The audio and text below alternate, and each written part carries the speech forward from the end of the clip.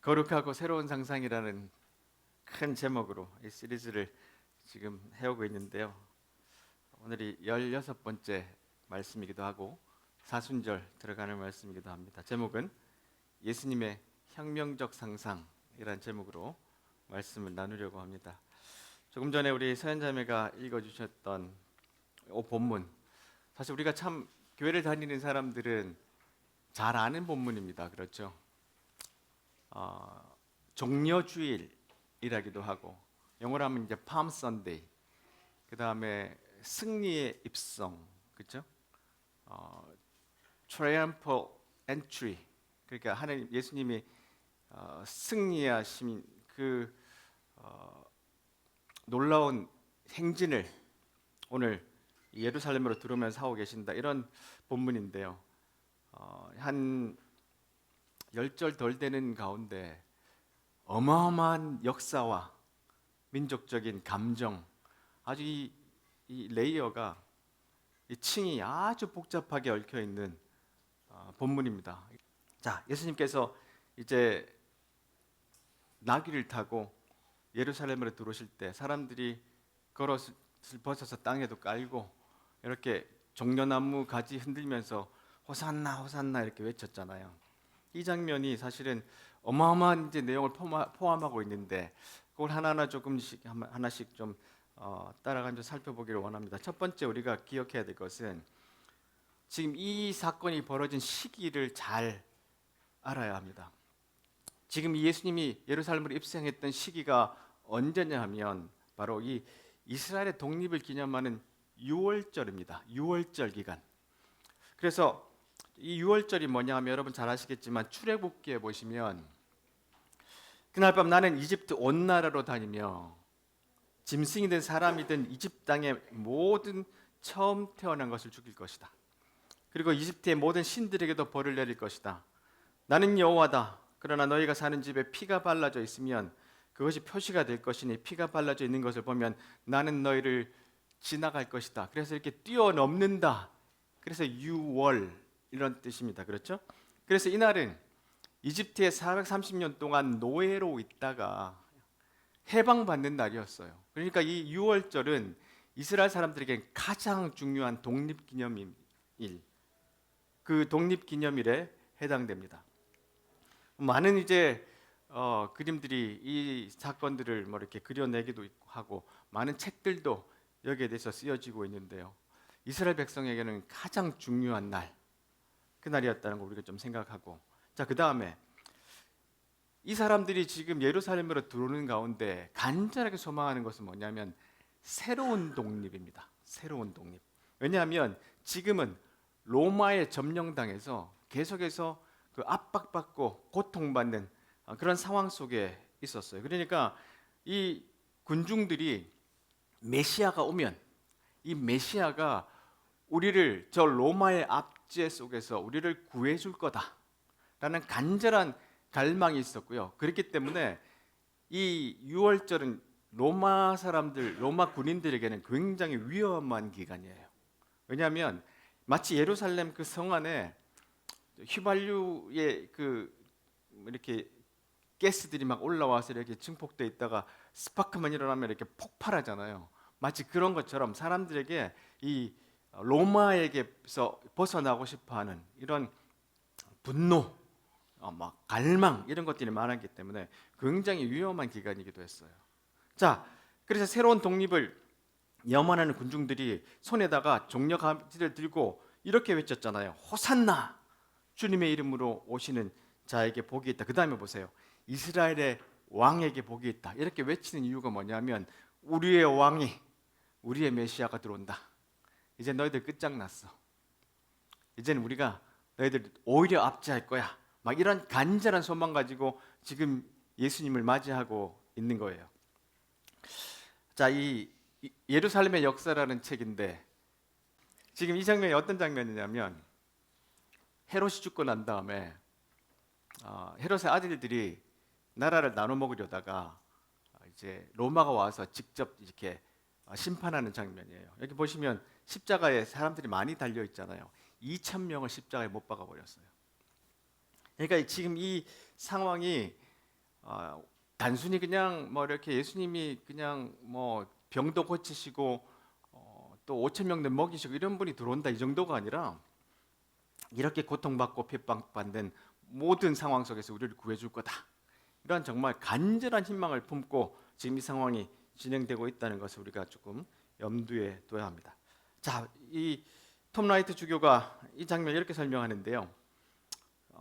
자, 소리를 지르는 그 다음 장면이 절정인데 친구나 심지어는 가족 중에 존경받는 연장자를 위해서라도 바닥에 겉옷을 까는 경우가 없다. 여러분 이렇게 해본 적 있으신가요? 겉옷 벗어서 누구한테 깔아준 적 없죠. 더군다나 길에 먼지가 많고 돌도 많은 중동 지역에서 이런 일을 하다니. 겉옷을 벗어 바닥에 까는 행위는 왕족들에게나 하는 행위다. 또 좀 신이 난다고 해서 나무에서 가지를 꺾거나 들에서 덤불을 뜯어다가 길에서 흔들지는 않는다. 이 역시 왕을 환영하는 행위다.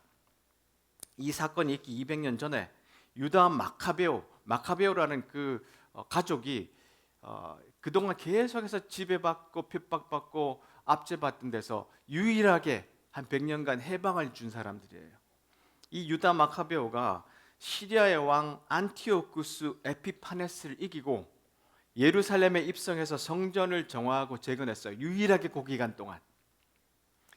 그러니까 이때 이 사람들이 이 유다 마카베오가 들어올 때 종려나무를 흔들었다고요. 우리가 해방이다. 우리는 독립했어. 라고 하면서 이거를 흔들었다고요. 그러니까 이 예수님이 들어올 때 이들이 흔드는 이유가 뭔가요? 다시 유다 마카베오 같은 왕이 우리에게 온다. 우리에게 독립과 해방을 가져줄 거야. 지금 이렇게 하면서 호산나라고 흔들고 있는 거예요. 그러니까 뒤에 뭐라고 했죠? 이스라엘의 왕이 들어오신다.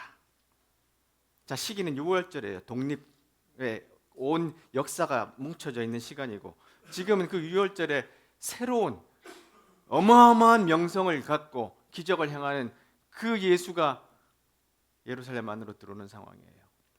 승리의 함성. 그들이 막 소리를 지르고 있어요. 자, 그런데 예수님이 한 번은 이제 광야에 가셨다가 이제 사역을 시작할 때 예수님의 본 고향 나사렛으로 가신 적이 있습니다. 여러분 기억나실지 모르겠는데 누가복음 4장에 이 이야기가 있습니다. 여기에서 예수님이 이사야서를 읽고 난 다음에 어떤 일을 당했나 하면 그 동네 사람들이 어떻게 했어요? 화를 내고 예수님을 절벽으로 끌고 가서 죽이려 했습니다. 갑자기. 도대체 왜 이랬나? 그 연유가 뭐냐면 예수님이 이사야서를 펼쳐서 읽으셨어요. 회당에서. 자, 그 구절이 이사야 61장 1절에서 2절인데 주 여호와께서 내게 영을 주셨다. 여호와께서 내게 기름을 부으셔서 가난한 사람들에게 기쁜 소식을 전하게 하셨다. 주께서 나를 보내셔서 마음이 상한 자를 위로하고 포로에게 자유를 선포하고 갇힌 사람에게 해방을 선포하게 하셨다. 자, 여기까지 똑같아요. 2절에 또 여호와께서 자비를 베푸실 때, 이건 자기 민족들을 위한 자비를 베푸실 때입니다. 그리고 보세요. 악한 백성을 심판할 날. 옛날 번역은 신원의 날, 복수하는 날 이렇게 그 단어를 여기에 넣었어요. 그래서 슬퍼하는 사람들에게 위로를 하게 되는데 이스라엘 사람들은 이 단어를 되게 좋아했어요. 복수하는 날, 하나님이 그들을 심판하는 날. 자, 새로운 왕이 들어온다. 아까 당했던 그 모든 압제와 폭력에서 대신 너희들에게 그대로 갚아질 거다. 이런 생각을 하고 이 단어를, 이 구절을 되게 좋아했는데 예수님이 이 구절을 인용하셨는데 보세요. 19절에 주님은 복수의 날을 빼버렸어요. 심판하는 날을 빼버리고 주님의 은혜의 해를 선포하라. 그러니까 동네 사람들이 화가 난 거예요. 왜 그 본문에서 복수를 빼느냐? 왜 그 본문에서 심판을 빼느냐? 그러니까 그동안 갖고 있던 이 분노가 예수님에게 쏟아져서 그를 죽이려 했던 거예요. 그만큼 이스라엘 백성에게는 지금 하나님이 심판하는 그때 복수의 날, 이걸 정말로 갈망하고 있었던 것을 우리가 이 본문을 통해서 알게 되는 거죠. 자, 그 다음에 야만 대륙이라는 책이 있는데요. 이 책이 뭐냐면 2차 대전 막바지 그리고 2차 전쟁이 끝난 그 시기에 대해서 쓴 책인데 제가 이 시기에 대해서 관심이 많아요. 왜냐하면 인간이 얼마나 악해질 수 있느냐, 인간이 얼마나 잔인해질 수 있는가. 우리는 이런 시대에 살기 때문에 인간의 본성을 잘 몰라요. 근데 전쟁을 겪고 나면 인간의 가장 어두운 부분, 가장 나쁜 부분, 가장 악한 부분이 드러나는데 얼마나 잔인한지 몰라요. 이 야만 대륙이라는 책에 보면 요것은 유대인들이 그 홀로코스트 이렇게 폭력을 당했잖아요. 그리고 난 다음에 이제 전쟁이 끝나고 난 다음에 복수하는 장면을 그린 장면입니다. 인터뷰인데요. 한번 읽어볼게요. 우리 모두 가담했죠. 즐거웠습니다. 딱 한 가지 아쉬운 점은 더 많이 복수하지 못했다는 겁니다. 닥치는 대로 했죠. 가령 독일 놈들을 열차에서 던져버리기도 했습니다. 기회다 싶으면 어디에서든 그 놈들을 때리곤 했어요. 오스트리아에서는 한 가지 특별한 경험을 했죠. 우리가 마곡간에 지내고 있을 때였는데 갑자기 독일군 장교가 숨어 들어왔어요. 우린 그놈을 찾아내 독일군이 우리에게 했던 짓을 그대로 돌려줬습니다. 나무에 그놈을 묶고 총으로 쏴 죽였죠. 당신이 지금 나에게 그런 짓을 시킨다면 실행할 리 없겠지만 그때는 통쾌했어요. 그걸 즐겼죠. 그때 우리에게 만족감을 주는 건 그것밖에 없었으니까요. 그리고 지금 이 자리에서 말하지만 저는 그런 상황이 즐겁지 않았을 거라고 말하는 사람들을 의심합니다. 전쟁에서 살아남을 만한 가치를 느끼게 하는 유일한 이유는 복수할 수 있다는 것이라고 생각해요. 만족감이 매우 크니까요. 근데 이런 이야기, 제가 이 장면은 가장 약한 거를 실은 거예요.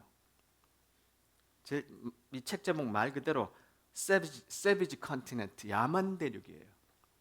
어마어마한 사건들이 이 당시에 일어났는데 말로 표현할 수 없을 정도로 잔인하고 무서운 장면들이 많이 포함되어 있습니다. 이게 우리가 가지고 있는 본성이에요. 그러니까 이스라엘 백성들이 원하는 건 뭐냐면 이 복수를 하고 싶은 거예요. 근데 그 복수를 가능하게 만드는 왕이 지금 들어온다. 그러니까 호산나 호산나 이스라엘의 왕이 들어온다. 막 깃발을 흔든 거예요. 자, 이 상황을 좀 보시고 또 세 번째로, 근데 이날 이 종려주일에 반대편에 들어오는 또 다른 행렬이 있었어요. 마가복음에 보면 이제 이 빌라도가 예수님에게 나중에 신문하잖아요. 당신이 유대인의 왕이요. 바로 이 빌라도가 예수님이 들어오는 동쪽과 반대편 서쪽에서 진군에 들어옵니다. 예루살렘으로. 두 행렬이 예루살렘 안으로 동시에 들어오고 있어요. 자, 이제 이 장면이 이제 빌라도가 예수님을 심판하고 사람들에게 풀어주자고 하는 장면인데요. 이 빌라도는 이제 왜 이 시간에 6월절에 예루살렘으로 성으로 들어야 하는지, 아까 말씀드렸지만 이 폭동이 일어날 수 있으니까 가팅을 해야 돼요. 그래서 이걸 보호를 해야 되는데 지금 그런 인물을 가지고 오는데 또 하나 이유가 또 있어요. 자, 예수님은 초라한 행렬로 들어오고 있지만 이 로마 군대 행렬이 반대편으로 들어오는데, 자 보세요. 동쪽에서는 예수님이 추종자들의 환호를 받으며 당나귀를 타고 올리브산을 내려오고 있어요. 예수님은 저기 베다니에서 가난한 사람들이 있는 동네에서 올라오셔가지고 이렇게 올리브산을 거쳐서 예루살렘으로 들어오시고, 그 따르는 사람들은 대부분 농민층이었어요. 자, 그런데 반대편 서쪽에는요, 이두메와 유대와 사마리아를 다스리는 로마 총독 본디오 빌라도가 제국의 기병대와 보병을 이끌고 예루살렘에 들어서고 있는데, 예수님의 행렬은 하나님의 나라를 선포하는 것이었고요, 빌라도의 행렬은 제국의 권력을 과시하는 거였어요. 이 두 행렬은 예수님의 십자가 처형이 있었던 그 주에 주요한 충돌이 무엇이었는지 구체적으로 보여주고 있다고 말합니다. 자, 이게 그 당시 한 AD 33년경에 그 예루살렘 그림이라고 지도라고 이렇게 설명이 되어 있어서 가져와 봤는데, 보세요. 저쪽에 큰 말을 타고 욥바로 가는 길이라는 곳에서 지금 벨라도가 서쪽에서 들어옵니다. 욥바는 어떤 곳이냐면 휴양지예요. 로마 사람들의 별장이었어요. 굉장히 잘 사는 동네입니다. 거기서부터 말을 타고 이제 막 진군을 해갖고 있죠. 사람들 밀어붙이고 막 그냥 이 자기들이 힘을 과시하면서 내려오는데, 이 오른쪽에, 여러분 오른쪽에 있는 이쪽 배단위로부터 올라오는 저 길은 정말 마치 조랑말, 애기가 타는 무슨 자전거 같은 저런 걸 타고 예수님이 그냥 올라오시는데 정말 초라한 장면이잖아요. 이렇게 양쪽에서 이날 동시에 두 행진이 이루어지고 있었던 거예요. 이게 얼마나 큰 상징인지 몰라요. 그렇죠? 자, 보세요. 빌라도 총독이 왜 이 예루살렘 성에 들어와야 하느냐면, 바로 6월절 날 드리는 이 예배와 이 절기를 위해서 제사장의 의복을 돌려줘야 하기 때문이에요. 가야바에게 열쇠를 건네주는 간단한 행사인데, 이것이 뭐냐면 로마가 지배하고 있다는 상징적인 행동이에요. 제사장이 옷을 들고 있으면 이들이 마음대로 절기의 예배를 할 수가 없는 거예요. 그날 돌려주러 내려오는데요. 이 제사장의 의복에 이 상징적인 행위, 중요한 진실이 녹아져 있는데 보세요. 이 행사는 정치적 현실을 나타내는 광경이에요. 예루살렘으로 행진해 들어온 군사들은 창 끝에 달린 술과 같았다. 가야바와 그의 백성들은 로마의 바퀴가 항상 그들을 짓누르고 있다는 걸 잊지 말아야 했다. 반짝이는 갑옷과 윤나는 가죽을 상상해보라. 막 이렇게 지금 진군에 들어오고 있는 거예요. 말 위에 탄 기병들과 어깨 위에 제국의 독수리가 행진의 선두를 이끈다. 보병들이 길가에서부터 사람들을 때리고 밀치며 행군한다. 권력의 전시였다. 총독이 도착했음을 온 성에 알리는 입성이었다. 황제를 대표해 성을 차지하기 위한 행진이었다. 지금 저 요파 쪽에서, 서쪽에서 진군에 내려오고 있는 이 로마의 행렬, 황제를 대신하는 총독의 행렬이 예루살렘 안으로 지금 들어오고 있는 것입니다. 자, 이 빌라도의 행진에는 제국주의적 권력, 황제의 권력, 위용이 과시되었을 뿐만 아니라 이들이 제국적 이렇게 발음이 안 되죠? 제국주의적 신학의 정체. 이게 단어가 어려워서 그래요. 설명을 좀 하면, 로마 사람들이 믿고 있는 신학, 로마 사람들이 갖고 있는 자기의 스토리, 자기 나라의 어떤 정체성, 이게 뭐냐 하면, 황제는요 단순히 로마의 지배자가 아니라 뭐라고요? 하나님의 아들이라고 믿었어요. 그래서 황제 숭배를 했잖아요. 근데 자, 이런 신학, 하나님으로 받아들이고 하나님의 아들로 받아들이는 이런 신학이 기원전 31년부터 기원 후 14년까지 로마를 다스렸던 아우구투스 황제, 존엄한 자라는 뜻이죠. 그 황제와 함께 시작되었는데 보세요. 그의 아버지는 그의 어머니 아티아에게서 그를 낳게 한 아폴로 신이었다. 비문에 의하면 그는 지상의 평화를 가져다 준 신의 아들, 주님 구원자다. 죽은 후 그가 하늘로 올라가 신들 사이에서 영원히 거하는 것이 목격되었다고 전해진다. 그 후부터 황제들은 신의 이름을 갖게 되었다. 황제가 들어오는 게 아니라 하나님의 아들이 지금 들어온다고 이야기하는 거예요. 근데 이쪽에서는 나사렛에서 난 시골 목수가 뭐라고 자기를 부르죠? 자기 자신을 하나님의 아들이라고 불렀잖아요. 그러니까 두 하나님의 아들이 지금 양쪽에서 들어오는 거예요. 누가 진짜냐? 누가 진짜냐? 이것이 지금 오늘 행진이 벌어지고 있는, 그 안에 벌어지고 있는 진실이에요. 누가 진짜냐? 누가 진짜 하나님의 아들이냐? 자, 보세요. 예수님이 태어날 때 누가복음 1장 31절에 부하라, 내가 아이를 임신하게 되어 아들을 낳을 것인데 그 아들의 이름을 예수라라. 32절에 뭐라고 되어 있죠? 그는 크게 되어 가장 높으신 분, 하나님의 아들이라고 불릴 것이다. 지금 황제 아우구스투스가 자기가 신의 아들, 하나님의 아들이라고 부르고 사람들을 그렇게 가르치고 있는데, 누가 진짜 하나님의 아들이라고 그러면 가만히 놔둘까요? 그건 반역입니다. 반역. 그래서 예수님을 십자가에 죽이고자 했던 거예요. 말도 안 되는 싸움이에요. 이쪽에서는 황제, 로마의 황제가 나는 신의 아들이라고 이야기하는데, 여기는 나사렛 목수 출신이 내가 진짜 하나님의 아들이라고 이야기하고 있어요. 두 세계가 충돌하고 있습니다. 자, 네 번째로 여기서 우리가 보실 것은 예수님께서 인용한 이 구절, 그리고 예수님께서 나귀를 타신 이유가 뭐냐면 바로 이 스가랴서에 나오는 예언의 말씀을 그대로 성취하시기 위한 그런 행동이셨기 때문에 그래요. 시온 백성아 기뻐하여라, 예루살렘 백성아 즐거이 외쳐라. 보라, 내 왕이 내게로 오신대. 그분은 의로우시며 구원하시는 왕이시다. 그분은 겸손하시어 나귀를 타신다. 나귀 새끼를 타고 오신다. 지금 이쪽에서는 로마 병사들이 큰 말들을 타고 진군에 내려오고 있는데, 진짜 하나님의 아들이 지금 나귀를 타고 올라오고 계세요.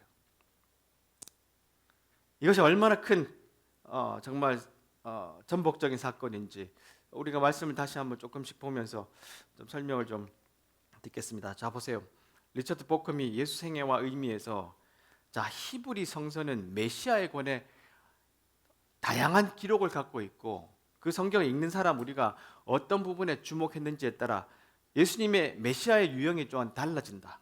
그걸 꼭 기억해야 되는데, 우리는 예수님이 죽기 직전 마지막으로 예루살렘을 방문했을 때 당나귀를 타고 입성했다는 사실을 통해 그가 성서에 기록된 메시아 중 어떤 부분을 자신의 역할로 이해했는지를 살필 수 있다. 예수님은 메시아의 많은 글들이 성경에 있지만 그 중에 자신의 역할을 뭐라고요? 나귀를 타고 들어가는 메시아로 그 자기 자신을 그렇게 해석했어요. 그렇게 상상하셨다고요.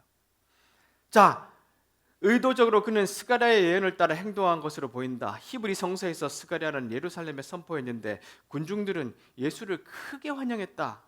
이 일을 통해 마침내 예수님의 메시아임이 분명해졌다. 그러나 이 지점에서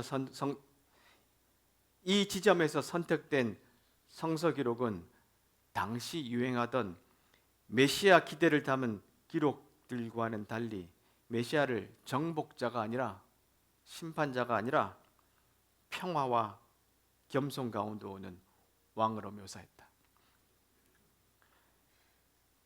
이들이 간절히 바랬던 메시아는 이런 모습이 아니었어요. 그렇죠? 예수님은 더 큰 말을 타고 오시든지 구름 타고 오시든지 하셔야 되는데, 나귀 새끼, 아주 작은 어린 나귀를 타고 들어오신단 말이에요. 근데 예수님은 새로운 상상이 뭐냐 하면, 저 로마의 황제를 뒤에 업고 오는 저 군대 행진이 진짜 하나님의 아들, 그것이 아니라 내가 나귀를 타고 올라가는 이 사건, 이것이 하나님의 진실한 하나님이고 그것이 하나님이 원하시는 세상이라는 것을 몸소 보여주기 위해서 그렇게 하셨던 겁니다. 가장 길었던 한 주에서 닉 페이지가 이런 말을 합니다. 예수님은 왕으로서의 승리도 선포하신다. 아까 그랬죠.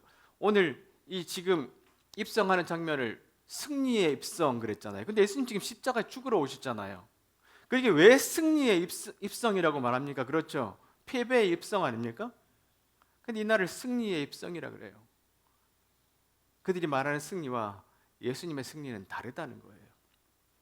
그런데 그의 나라는 뭔가 의심스러운 나라며 그분은 이상하리 많지 어설픈 왕이다. 우리는 여기서 어설프지만 신나고 통제할 수 없는 어떤 요소를 감지하게 된다. 예를 들어보자. 예수님이 타신 나귀는 한 번도 사람을 태워본 적이 없는 어린 새끼다. 예수님이 타시기엔 너무 작은 당나귀였다. 마치 다 큰 어린이용 자전거를 탄 모양새다. 자, 여기서 재미와 풍자와 조롱의 요소가 강조된다. 자, 보세요. 예수의 의미에서 마커스 버그와 톰 라이트가 이런 이야기를 하는데요. 예수님 당시에 많은 유대인들은 하나님이 이방 민족들, 즉 자신들을 억압했던 바빌로니아와 로마 등의 나라를 심판하시기를 학수고대했다. 그런 심판이 내려지면 그 속에서 그들은 자신의 무죄가 밝혀질 것이라고 믿었다. 우리들은 거룩한 나라야. 우리는 신을 위해서 압제받았어. 그런데 주님이 저들을 심판했어. 이렇게 되길 원했죠. 그러나 예수님은 고전적인 예언자 스타일로 하나님의 심판이 누구에게요? 이스라엘에게 먼저 떨어질 것을 경고하셨어요. 그 이유는 뭐냐면 이스라엘이 세상의 빛이 못 되기 때문에 그래요. 그 사회 안에 억압과 불의가 넘치고 외부인들에 대해서는 폭력을 일삼았기 때문이에요. 너희들이 이스라엘이 로마와 다를 게 하나도 없잖아. 근데 더 나빠. 왜냐하면 너희들은 하나님을 섬기는 민족인데. 예수는 그의 동시대인들에게 만일 그들이 그의 길, 즉 평화와 용서의 길, 십자가의 길, 세상의 빛으로서의 길을 따르지 않고 로마 제국에 맞서서 성전, 홀리월 싸우기를 원한다면, 고집한다면 로마는 그들의 도시와 성전, 예수님이 가셨던 그 성전을 파괴할 것이며 이것은 야훼 하나님이 단순히 그들을 보호할 것을 잊어버렸음을 보여주는 불행한 사건이 아니라 그의 반역적 백성에 대한 하나님의 심판의 표징. 너희들이 하나님의 말씀대로 너희 백성이 지금도 안 살잖아.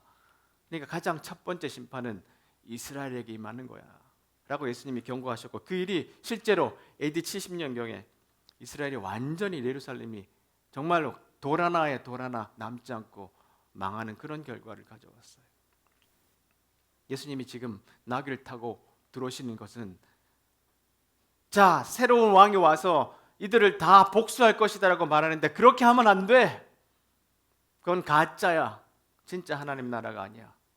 겸손과 평화의 왕으로 오시는 거예요. 자, 이 말씀도 되게 중요한데요. 보세요. 예수님 이렇게 말씀하세요. 안가품하지 마라. 누가 오른밤을 치거든 왼쪽 밤도 돌려대고 또 재판에 걸어 속옷을 가지려 하거든 겉옷까지 내줘라. 누가 억지로 오리를 가자고 하거든 심리를 같이 가져라. 달라는 사람에게 주고 꾸려는 사람의 척을 물리치지 마라. 예수님 그렇게 말했죠. 자, 이 구절을 이렇게 설명했어요. 이 구절이 마치 폭력의 포기. 나는 이제 그냥 두들겨 맞고 있을 거야. 이 폭력의 포기처럼 보이는데, 근데 사실상 폭력과 반대 폭력을 보여주고 있어요. 그게 뭐냐 하면, 누가 폭력을 했을 때 내가 반대 폭력을 하면 이게 순환이에요. 그렇죠? 이 사람에게 복수하고 저 사람이 또 복수하고, 그것이 계속해서 인류가 지금 이렇게 되어오고 있잖아요. 예수님이 말씀하신 것이 뭐냐 하면 아주 중요한 말씀이에요. 그래서 악에 대한 비저항, 폭력에 대한 비저항을 통해서 악이 터무니없는 것으로 드러난다. 이게 바로 예수님의 십자가예요. 십자가 죽으시면서 이 악이 말도 안 되는 것이라는 것을 보여주는 거예요. 악의 강함은 폭력이다. 악의 약함은 불이다. 반대 폭력은 악에게 그가 주장하는 정당성을 부여하고 자주 그것을 안착시킨다. 그것이 뭐냐면 나도 폭력을 저지르잖아요. 그리고 이스라엘이 다시 한번 로마에 그들이 폭력을 한다면 그게 뭐냐면 우리도 그렇게 폭력을 쓰는 게 정당하잖아. 서로의 폭력을 인정해주는 꼴이 된다는 거예요. 폭력으로부터 자유로운 반응을 통하여 악은 모든 정당성을 상실하고 폭력을 행하는 자의 불의를 드러낸다. 이게 비폭력, 비저항이에요. 이리하여 폭력으로부터 자유로운 반응은 숯불을 그의 머리에 쌓아놓는다. 하나님이 복수하시기를 기다린다. 폭력의 지배권은 불안과 경악에 기초하는데 지배하는 자들이 불안도 경악도 생성할 수 없을 때 그들의 폭력은 그 효력을 상실한다. 예수님 십자가 죽으심으로 말미암아 바로 이 폭력의 지배권이 상실되게 만드는 거예요. 이게 기독교의 메시지입니다. 그래서 우리는 전쟁을 어떤 명분을 들여서라도 전쟁을 옹호하는 사람들과 함께 할 수 없어요. 예수님은 그런 삶을 우리에게 살라고 하셨고 예루살렘에 입성하시면서 이 이스라엘이 그렇게 되기를 원했지만 경고하셨던 거예요.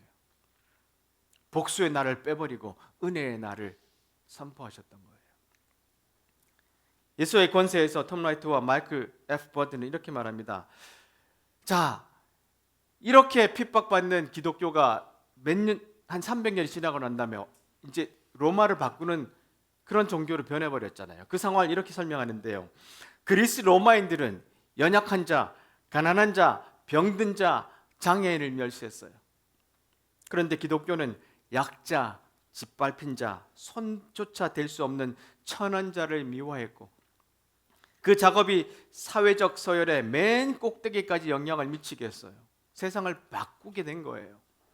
고대 신들도 나름의 고난과 어려움을 겪었지만 그래도 그들은 신들이란 특별한 계급을 유지하고 있었다. 그러나 예수님은 인류의 가장 낮은 계급인 노예의 형벌을 받은 최초의 고대 신이었다. 하나님이 스스로 사람이 되셨고 거기에 사형으로 죽은 어떤 종교도 세상에 없습니다.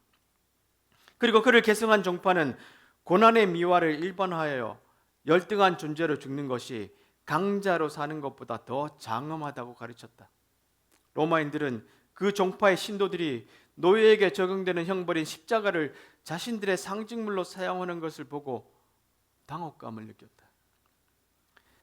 저쪽에서 행진에 들어오는 로마의 힘, 자기가 하나님의 아들이라고 그랬던 그 선언, 이 모든 것이 300년이 지나고는 다 힘이 약해졌고요. 오히려 저 반대쪽에서 올라왔던 나귀를 타고 오셨던 저 시골 농부들이 지지하고 환영했던 그 사람, 목수의 아들, 그 예수님이 진짜 하나님의 아들로 로마 전체를 바꾸면서요, 로마가 갖고 있던 잘못된 생각들, 가난한 자, 연약한 자, 병든 자, 장애를 멸시하는 그 생각들이 바뀌기 시작한 거예요. 바로 이게 예수님이 우리에게 하신 일이고 세상을 바꾸게 된 놀라운 일입니다. 이것이 두 세계가 충돌하면서 결국은 예수님의 세상에 우리에게 오게 됐던 중요한 날이 바로 오늘이었고 예수님이 하신 일입니다. 말씀을 맺겠습니다. 빌립보서에 보시면 우리도 그분을 구세주로 따르는 자들이라면 예수님처럼 생각하고 행동합시다. 그분은 하나님과 똑같이 높은 분이셨지만 결코 높은 자리에 있기를 원하지 않으셨습니다. 오히려 높은 자리를 버리시고 낮은 곳으로 임하셨습니다. 사람의 모습으로 이 땅에 오시고 종과 같이 겸손한 모습을 취하셨습니다. 이 땅에 계신 동안 스스로 낮은 자가 되시며 하나님께 순종하셨습니다. 예수님은 목숨을 버려 십자가에 돌려 돌아가시기까지 하나님의 말씀을 따랐습니다. 이분이 바로 우리의 구세주입니다. 우리는 이분을 우리의 구원자로 따르는, 그래서 우리가 예수님을 따르는 자들 그렇게 불렸고 크리스찬이라고 불립니다. 우리는 날마다 저문을 나서면 영적 전쟁의 세계로 나섭니다. 거기에는 로마가 지배했던 방식, 그 방식으로 진행되는 그 세상 속에 우리는 각자로 던져져요. 그럴 때 우리는 어떻게 나아갑니까? 우리도 그들을 지배하고 그들 위에 우뚝 서서 그들이 말하는 방식으로 승리하기를 원합니까? 그렇지 않으면 평화와 겸손의 모습으로 나귀를 타고 가시고 결국에는 예수님의 방식으로 승리할 그 방식으로 나가서 우리가 함께 살아갈 것입니까? 이것이 오늘 말씀이 우리에게 던지는 귀한 도전이라고 생각합니다. 기도하겠습니다.